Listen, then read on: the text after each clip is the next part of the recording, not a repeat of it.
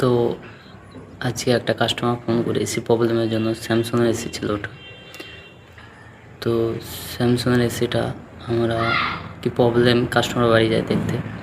তো কাস্টমারের বাড়ি যেয়ে এসিটা আমরা রিপেয়ারিং করে ফেলি। তো কাস্টমারের একটা ওয়ালপুলের ফ্রিজ ছিল।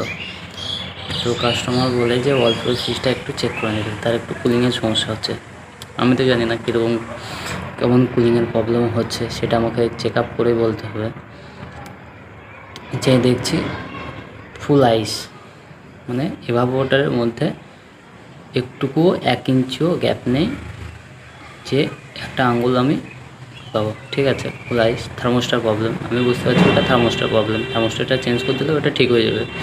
কিন্তু কাস্টমার বলছে যে আমার 5 বছর হয়ে গেল গ্যাস পরে, গ্যাসটা চেঞ্জ করে দাও, আমার গ্যাসের প্রবলেম আছে।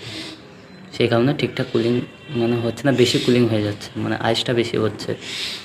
তো এই মুহূর্তে কাস্টমারকে কী বলা দরকার?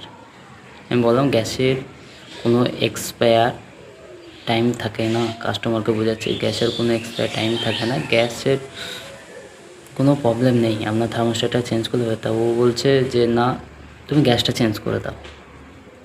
গ্যাস 5 থেকে 6 বছর হয়ে গেল, গ্যাসটা কোনো চেঞ্জ হয়নি, ওইটাই প্রবলেম। তুমি গ্যাসটা চেঞ্জ করো, সব ফ্রিজে আমার সব ঠিক আছে, গ্যাসটারই প্রবলেম আছে, অনেক দিন হয়ে গেল, তুমি গ্যাসটা চেঞ্জ করো।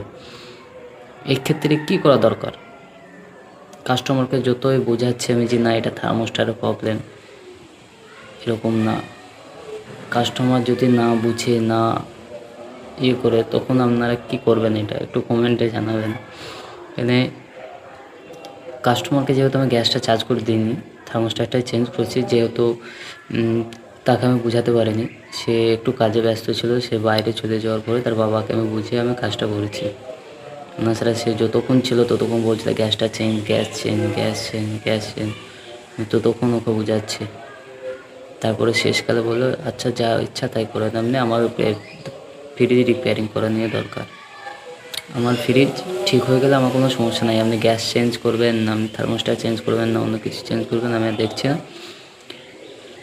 আপনি ফ্রিজ ঠিক করে দেন, আমি ঠিক বুঝে দেবো। তারপরে আমরা ফ্রিজের থার্মোস্ট্যাট চেঞ্জ করি, থার্মোস্ট্যাট চেঞ্জ করার পর ফ্রিজ ওকে হয়ে যায়, এখন কোনো সমস্যা নেই।